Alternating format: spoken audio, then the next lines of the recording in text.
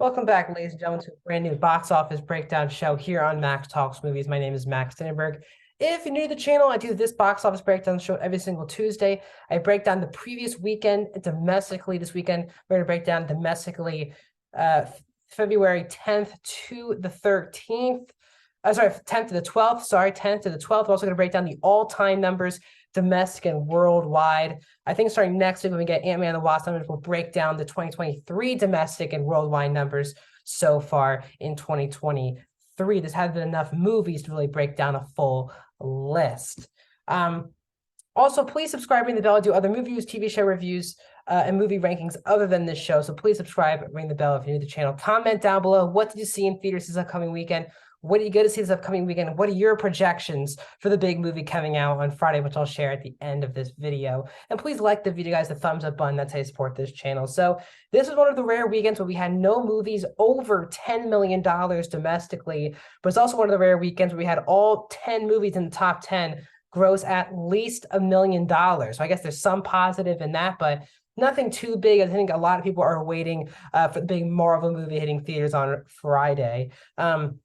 So the other movie that opened, the only really new film in 2023 release that came out this past weekend was the third and final film in the Magic Mike films, the Magic Mike Last Dance from Warner Brothers Discovery. It opened at $8.3 million. Now, it only was in 1,500 theaters, which I was actually kind of shocked about. This is by far the lowest that this franchise has been. It's been a very much a deep decline since the first film, which grossed near $30 million domestically. The second film, XXL, grossed, I think, around $12 million, and this is now 8.3. So it was only in 1,500 theaters. I would love to know why Warner Brothers didn't release this as wide as they do other films. I mean, if the numbers, which is where I get all this information from usually, which is always correct, if this is actually true, if the Magic Mike's Last Dance is truly in under 2,000 theaters. Not, again, great numbers, but again, it was not made for a ton of money. So I think this is not a big loss. We'll see how Magic Mike does. I think originally this movie was supposed to be an HBO Max release that they moved to theaters. So I think this movie will actually benefit a lot for being on PVOD in the next couple of weeks. So we shall see about that. In second place, in its 9th weekend, is Avatar: The Way of Water from Disney. $7.2 million in its 9th week. $7.2 million. It's only a 36% drop. It's up to $647.2 million at the domestic box office. We're going to stop here because we're going to talk about more Avatar in a second, but still 9 weekends in the top 5, just truly amazing. But James Cameron not just has one movie in the top 5, but 2 as the re-release of Titanic due to its 25th year anniversary. It had IMAX 3D screens this past weekend, and also regular screens, but mainly IMAX and 3D screens. Got $6.7 million in its domestic release. It was in 2,464 theaters this past weekend. And now Titanic's domestic gross is up to $666 million. We'll talk about that if Avatar can catch up to Titanic in just a second. But James Cameron, we have 2 films in the domestic top 5. One that came out 25 years ago. People still clamor to see Titanic, especially on Valentine's related stuff with the Leo and Kate Winslet related romance. So it's amazing how long this film has lasted and how rewatchable this long of a movie is. Just shows the magic of James Cameron, both these films being in the top, not just top 5, but being in the top 3 this past weekend. In 4th place in its 2nd weekend is 80 for Brady. This is from Paramount. Gets $5.8 million, is 80 for Brady, a 54% drop in its 2nd weekend, even though it gained 25 theaters. It's up to $24.7 million domestically. I also want to say that Titanic, because that is a Paramount Pictures film listed here on the reports. So another interesting, so 2 for Paramount in this top 5. Both 80 for Brady and Knock at the Cabin had over 50% drops at this weekend's box office, but 80 for Brady's the one that hung in the top 5. We'll talk about Knock at the Cabin in a second. Again, not great numbers for 80 for Brady. It's clearly a very much clearly old skewing and white skewing demographic. Tom Brady produced it, but again, made for very cheap. I assume this movie is going to do very well for Paramount overall. And still in the top 5 in its 8th weekend is Puss in Boots: The Last Wish for Universal. Now it gets another 5.5 million, only dropping 29%. And now Puss in Boots: The Last Wish is up to 158.5 million domestically. It's going to pass Sing 2, and it just passed this past weekend the original Puss in Boots. So I think originally the first couple of weeks we were all kind of nervous if this wasn't the biggest possible return to the Shrek franchise. But now these numbers are getting really good for this movie. This movie's been on digital for, I think, over a month now, and it's still in the top 5 at the box office. So I feel like we are in due for a return for the Shrek franchise. As I said earlier, Knock at the Cabin is only in its 2nd weekend, but it was at number 6. It dropped 62%. Again, made very cheap. I think $10 million around was the budget for Knock at the Cabin. But it's already now outside of the top 5 in just its 2nd weekend.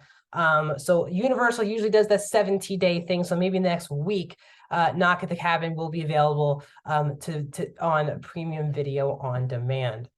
Let's keep looking at Avatar numbers. All-time now domestic charts. Avatar: The Way of Water stays at number 10 with $647.9 million.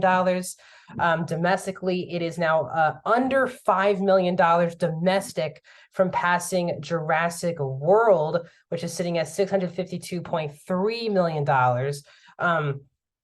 Now, it just made around $7 million this weekend. We'll see if Ant-Man the Wasp: Quantumania takes a big chunk out of Avatar's. Avatar's going to be losing basically most of its premium screens for Ant-Man and the Wasp: Quantumania. So we'll see how Avatar does. But again, in 2 weekends, it'll probably make, in the next 2 weekends, it'll make more than $5 million, you would think.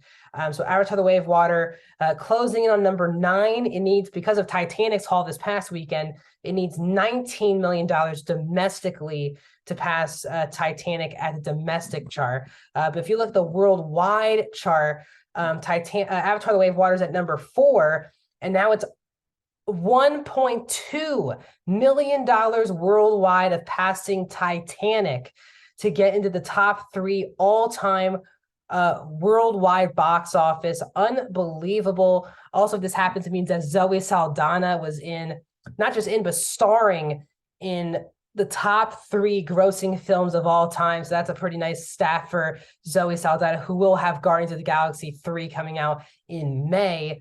But Avatar 1 is sitting at $2.9 billion.